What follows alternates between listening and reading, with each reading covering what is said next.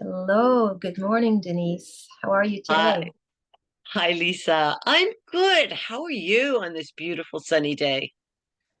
Really good, really good. Yeah, it's a nice day and lots of things to do. So yeah, it's going to be good. Yeah, to Right. write out your goal and a plan. Yep. Isn't that Well, was exciting? Was it good? Were you like yeah. excited? Well, I write out my goal every day. I always do that. So um, yeah, I already knew what it was, and I know the plan because I've been working on it. So yeah, it's all good. How about you? Excellent. Yes, me too. I write my goal every day, and I've been doing different things because I want to create a new me. So Mm, yeah, I had a very, very, very good day. And today, what is today about? You know what? I haven't looked. I'm going to I look. haven't looked. The value of experience.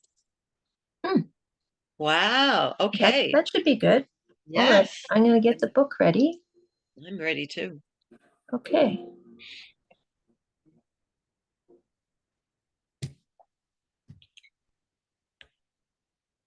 All right.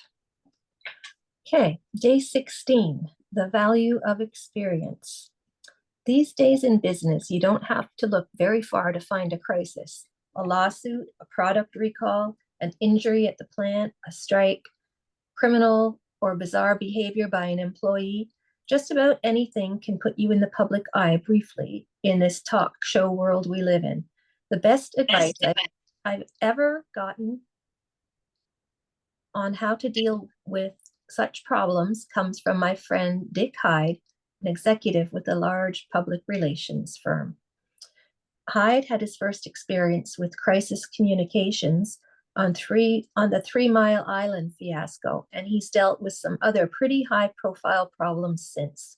His advice: to tell the truth, tell it at all, and tell it quickly. When you do, it becomes a non story. It's far more interesting to read about a cover up than about somebody who made a mistake, took responsibility for it, and fixed the problem.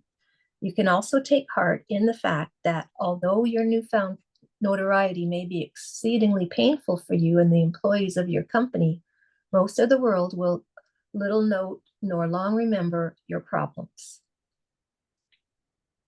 There's that picture of me in the corner over the print. Oh, here we go. Oops. Okay.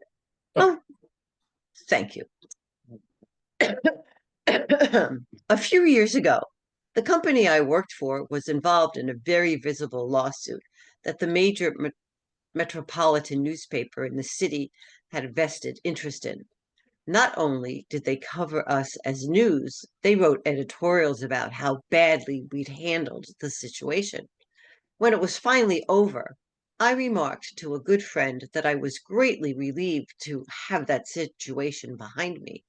And he said, "What was that about again? I must have missed it." And the old journalist said, "Did you get too caught up in the publicity? Today's news is tomorrow's fish wrapping.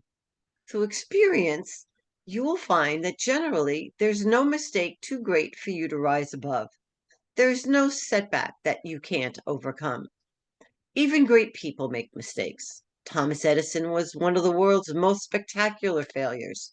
He tried more than 10,000 experiments in his attempt to develop the incandescent light. Imagine what would have happened if he had just quit after a few tries. Cowboys in the Old West had a colorful expression for sticking with the job until it was done. There never was a horse that couldn't be rode, and there never was a cowboy that couldn't be Oops. throwed.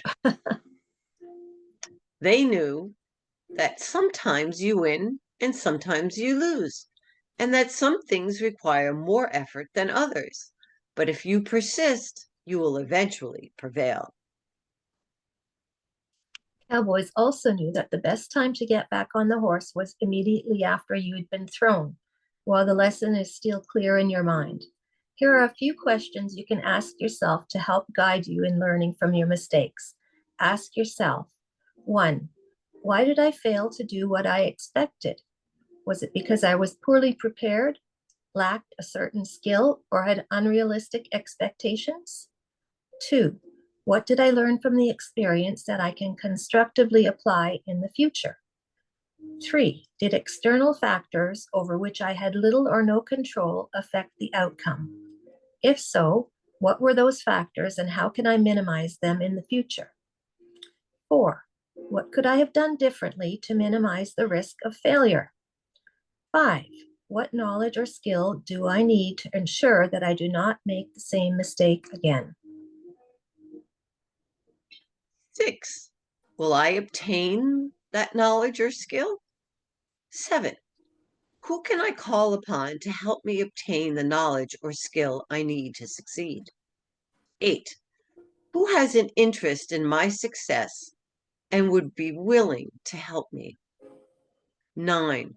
What action should I take to ensure success next time? 10. Why should I continue to try until I succeed?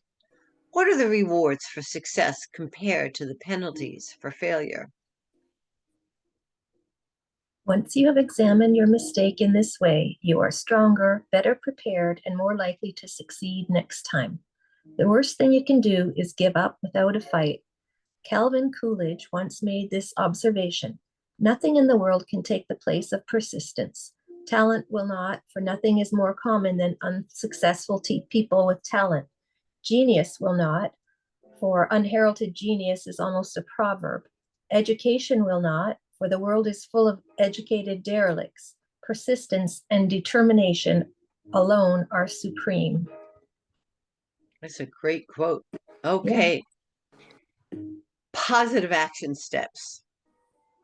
Seek out the most experienced person in your field and learn from him or her.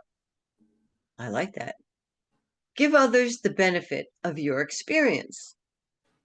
Don't dwell on your mistakes. Almost nothing will teach you as much as a good mistake will. Hmm. Great, great steps. Yes. Stopping sharing. Okay. Thank you. All right. Yeah. Well, you have a great day, You as well. and I'm going to do that.